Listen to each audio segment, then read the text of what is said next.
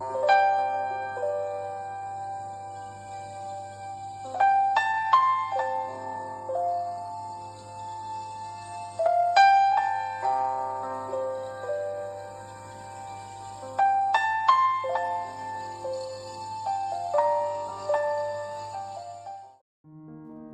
Everyone, আসসালামু আলাইকুম। কেমন আছেন সবাই? আশা রাখছি আল্লাহর অশেষ মেহেরবানিতে সকলেই ভালো আছেন এবং সুস্থ আছেন। আলহামদুলিল্লাহ, সব মিলিয়ে আমরা অনেক ভালো আছি। কাছে ও দূরে, দেশ ও দেশের বাহিরে আপনারা যে যেখান থেকে আমার এই আজকের ব্লগটা দেখছেন, সবাইকে জানাই বাংলাদেশি ব্লগার সুইট হোমে স্বাগতম। প্রতিদিনের মতো আবারও নিয়ে এসেছি নতুন একটি ব্লগ ভিডিও। আশা রাখছি আপনাদের কাছে ভিডিওটা একটু হলেও ভালো লাগবে। ভিডিওটার কোনো অংশ ভালো লেগে গেলে ভিডিওটিতে একটি ছোট্ট করে লাইক দিয়ে আমার সঙ্গে থাকার অনুরোধ রইল। এদিকে আমার বিরিয়ানি তৈরির মশলাটা শেষ হয়ে গেছে, তো আজকে আমি মশলা প্রসেসিং করে নিচ্ছি আর কি। তো ভাবলাম আপনাদের মাঝেও একটু শেয়ার করি। তো এটা শুধু বিরিয়ানি তৈরি না, এটা পোলাও, রোস্ট, খিচুড়ি যে কোনো ধরনের রান্নাতেই এই মশলাটা ব্যবহার করা যায়। তো সেরকমভাবেই আমি মশলাটাকে তৈরি করে নিই। তো আমি এখানে কি কি মশলা নিয়েছি আপনারা দেখে নিশ্চয়ই বুঝতে পারছেন। তো তারপরও আমি একটু বলে দেওয়ার চেষ্টা করছি, যদিও আমি সব মশলার নাম জানি না। তো বাড়ি থেকে আসার সময় এই মশলাগুলো আমি কিনে আনি আর কি। তো ঢাকা শহরে তো মশলার প্রচুর পরিমাণে দাম, তো আমি কোনো সময় ঢাকা থেকে মশলা কিনি না। এখানে আমি পরিমাপ মতো জিরা, ধনিয়া, সাদা এলাচ, কালো এলাচ, দারুচিনি, গোলমরিচ, জয়ফল, জয়ত্রী, তেজপাতা আর আরেকটা মশলার নাম যেন কি সেটা আমি সঠিক জানি না। তো আমি এই সব মশলা মানে ঘরে যেগুলো উপকরণ ছিল তো সেগুলোকে দিয়েই আমি আজকের মশলাটা তৈরি করে নিচ্ছি আর কি।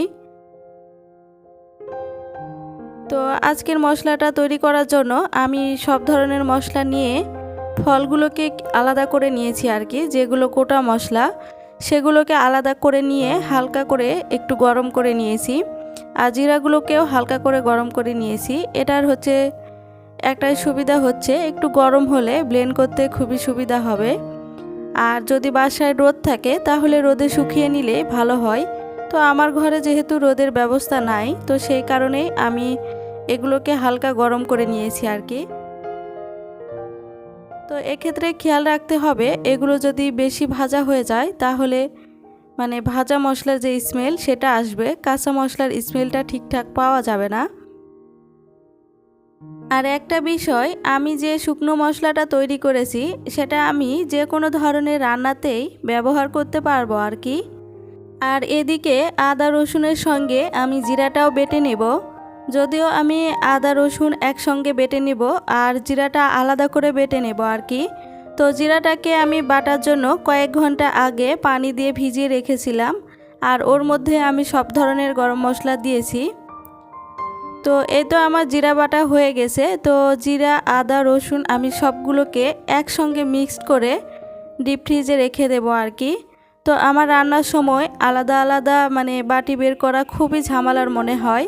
তো সেই কারণে আমি সবগুলো একসঙ্গে মিক্সড করে ফ্রিজে রেখে দেই, এতে করে আমার রান্নার সুবিধা অনেকটাই হয় আর কি। এখানে একটি সাধারণ টিপস শেয়ার করি আপনাদের মাঝে।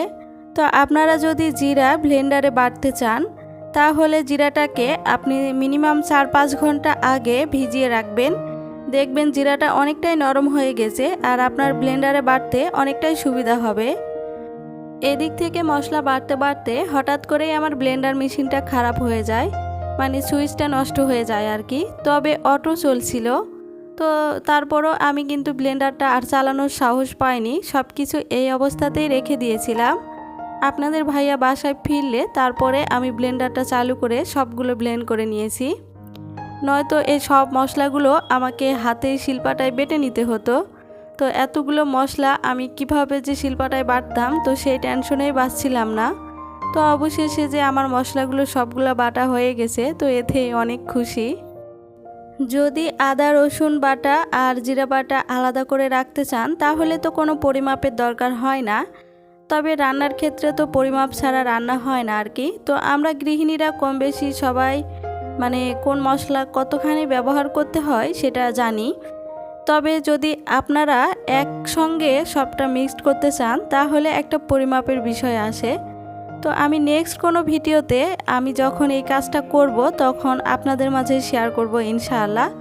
আপনারা কতখানি কি নিলে তো আপনাদের হচ্ছে সবটাই পারফেক্টভাবে হবে, তো সেটা কোনো না কোনো ভিডিওতে শেয়ার করব ইনশাআল্লাহ।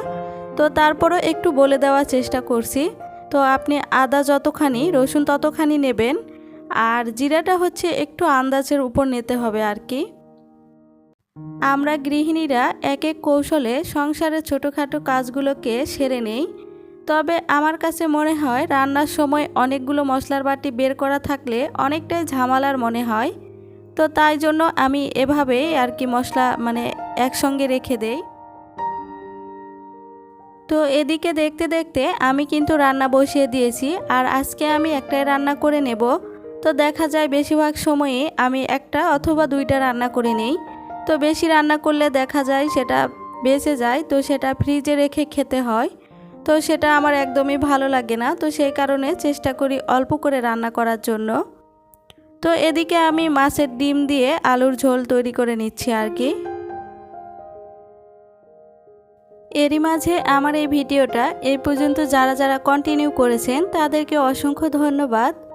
আপনি যদি আমার চ্যানেলটি নতুন ভিজিট করে থাকেন আর আপনি যদি এই ধরনের ব্লগগুলো দেখতে পছন্দ করে থাকেন, চাইলে আমার চ্যানেলটি সাবস্ক্রাইব করে পাশে থাকা বেল আইকনটি ক্লিক করে অল করে রাখতে পারেন। আর যারা যারা অলরেডি এই কাজটা করে ফেলেছেন তাদেরকে অসংখ্য ধন্যবাদ। তো এদিকে দেখতেই পাচ্ছেন যে আপনাদের ভাইয়া মানে সন্ধ্যার সময় নাস্তা এনেছে আর কি। তো এদিকে নান, গ্রিল আর হচ্ছে একটা পরোটা এনেছে আর কি। তো পরোটা হচ্ছে সম্ভবত নুরির জন্য এনেছে। তো নুরি পরোটা খেতে ভীষণ ভালোবাসে, তো সেই কারণেই আর কি। তো এদিক থেকে খেতে খেতে আপনাদের কাছে বিদায় নিয়ে ফেলি। আপনাদের সঙ্গে আবারও দেখা হবে নতুন কোনো ভিডিওতে।